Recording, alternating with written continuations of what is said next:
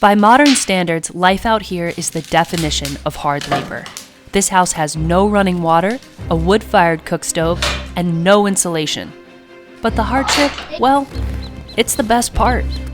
It reminds me of Theodore Roosevelt's famous saying in the early 1900s that there are two things that will destroy America: peace at any price and the love of soft living.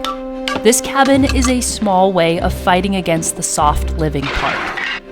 But that said, this stove was built around the time TR said that, and it must have seemed at the time like the greatest luxury imaginable.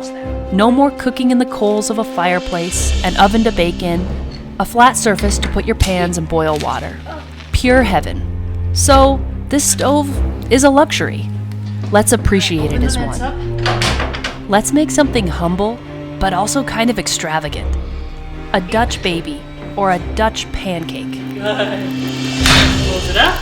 That's a ton of smoke. It's smoking.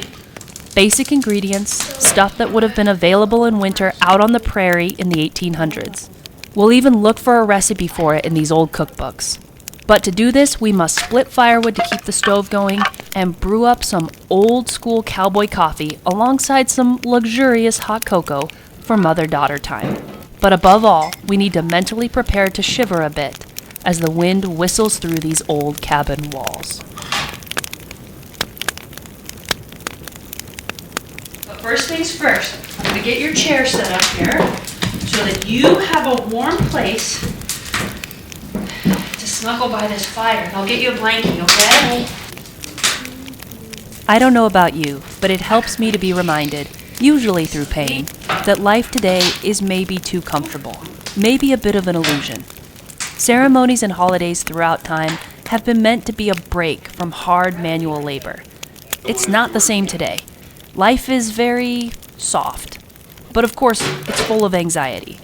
Not too long ago in time, though, the day-to-day was constant work, physically hard, but maybe more meaningful? Each person was needed. There was no heat unless Dad split the firewood, no clothes unless Mom sewed them, no food unless the family grew it, and no Christmas gifts unless aunts, uncles, neighbors, and friends made them by hand, or traveled a long distance to buy a stick of candy or a swath of fabric. Today is no grand day, though. It's just me and my little girl this morning. Our breath is frosty inside the cabin, so let's get food going. A thin pancake batter that we've adapted from an old cookbook's recipe for popovers. This recipe is our own take. The gist of it is like the one my husband Robbie grew up with and introduced me to. It's a cross between a regular pancake and a popover. Dutch babies traditionally have a good number of eggs and no chemical leavening. No baking powder, soda, or yeast. They rise thanks to the arm muscle you put in to whipping the thin batter. And the flash of high temperature from a preheated cast iron skillet really is the trick to these babies. Well, that and a generous helping of fats put into the pan first. We actually put in a couple tablespoons of butter as well as a good shot of bacon grease. I fried up a few strips just to get us that extra flavor for this recipe.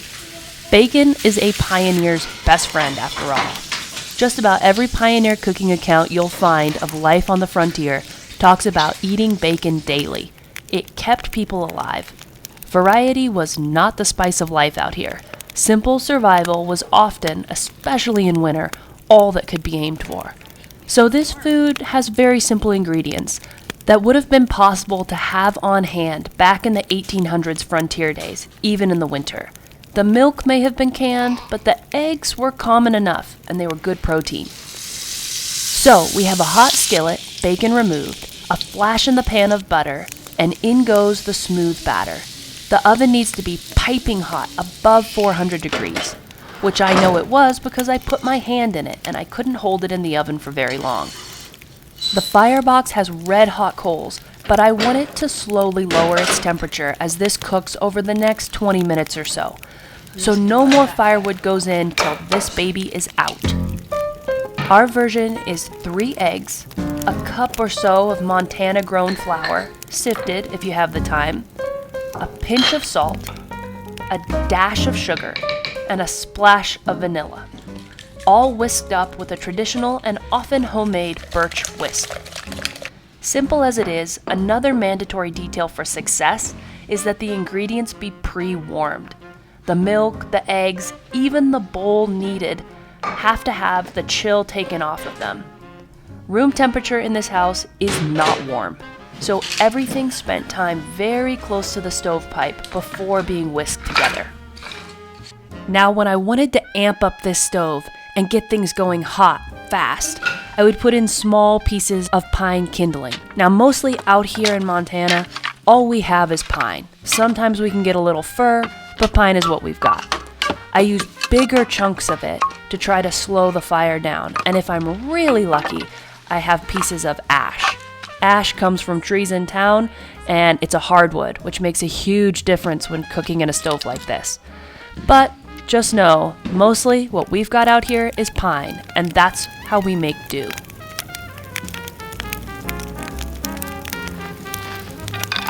If it looks like we cook with a lot of woodworking scraps, it's because we do.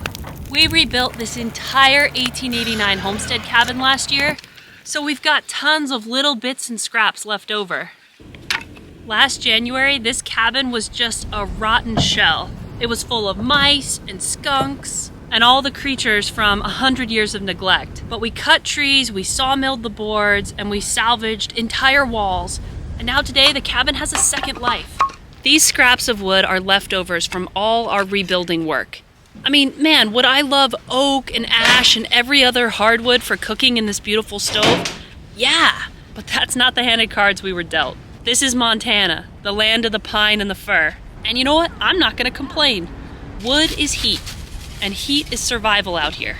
So let's go in, let's make a hot cup of coffee, because the temperatures are expected to drop today, and we've gotta do something to keep up. But just in case you're thinking, man, that was a really pathetic little pile of wood. There's no way that's gonna keep them going through winter. Let me show you a little something for the future. It's January right now, but Montana doesn't mess around. We've been pretty lucky with having good temperatures up till now.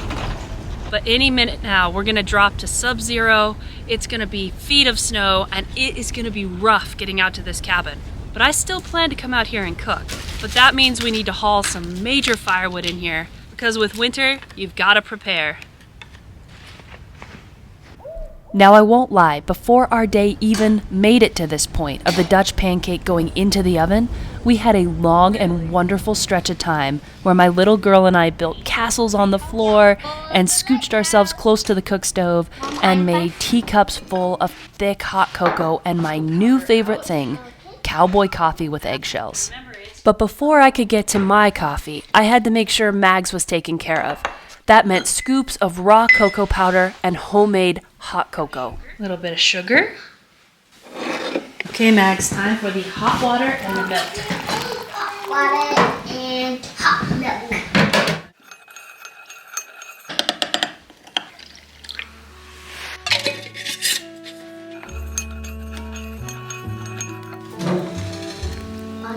It's just perfect. Does the chocolate look good? Good? Good. Chocolate would have been very special. This is not something most people would have had, especially little kids. It's a special treat. Well, it's not a special treat for us anymore. Yeah.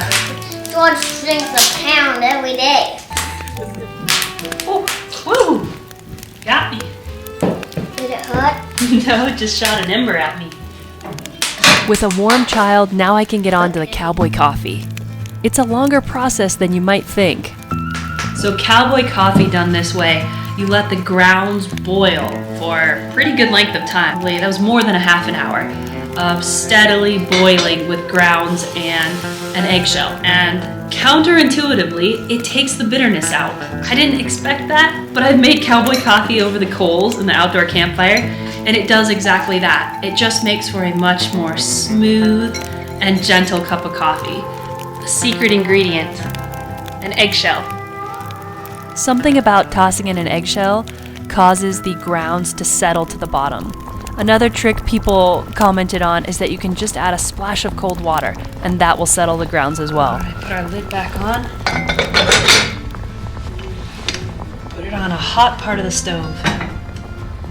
I'm sure you lose some flavor notes, and I don't know. I'm sure there's a whole logic to it, but Cowboy Coffee is different. It is very unique, and I think it is absolutely delicious. Highly recommend.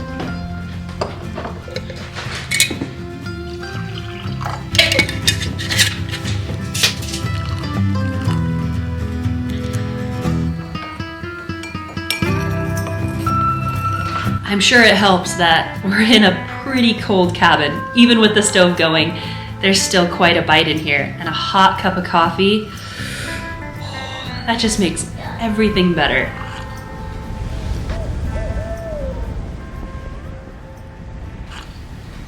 How's the lighthouse coming? I haven't put much on it.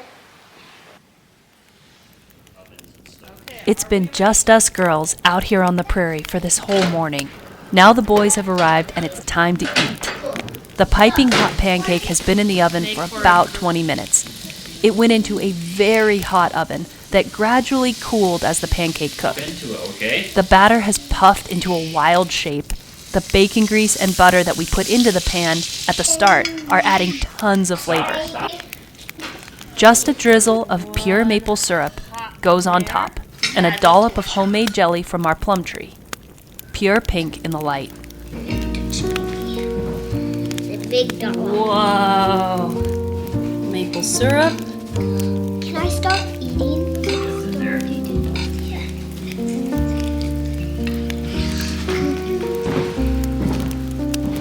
What do you think, Goose? Well, I'd say that recipe's a success. Good job. Well, that jelly is too good to waste, so well done, Maggie. Christmas back when this house was new, in 1889, saw the rise of new American traditions. The cutting of the Christmas tree was starting to become an American thing, when before it had been mostly just German. Cooking a big meal or gifting sweets was popular, and sending paper cards was just starting to become a thing. One very specific gift that old-timers around here still recall is being gifted an orange in their stocking. With the advent of trains cutting through the remote prairie towns, it meant that fresh fruit was sometimes possible, though still rare, to get in our harsh climate. So it was precious, never wasted. For a child to receive an orange was a huge deal, not just for the vitamins, but for the sweet sugar. A peppermint stick or hard candy might appear on Christmas too. Do you know what that is, George? It's a slingshot.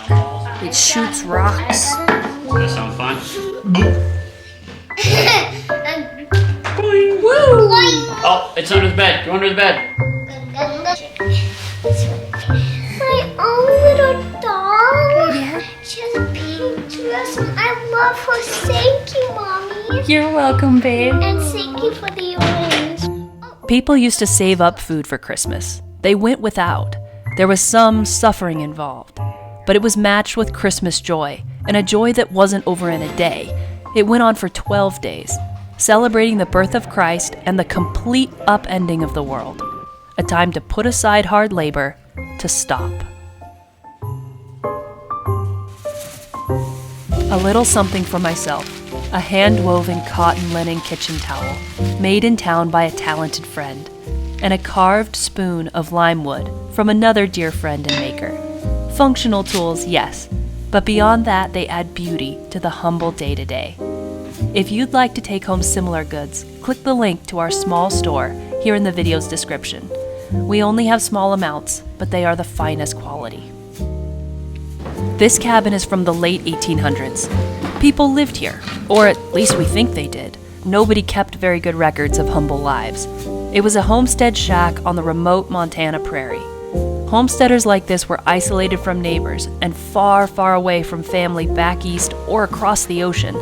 So Christmas hit differently for them. New traditions emerged. Everyone out here knew hardship. Nobody escaped it. So I'd bet they felt the meaning of Christmas better than 1,000 of us do today.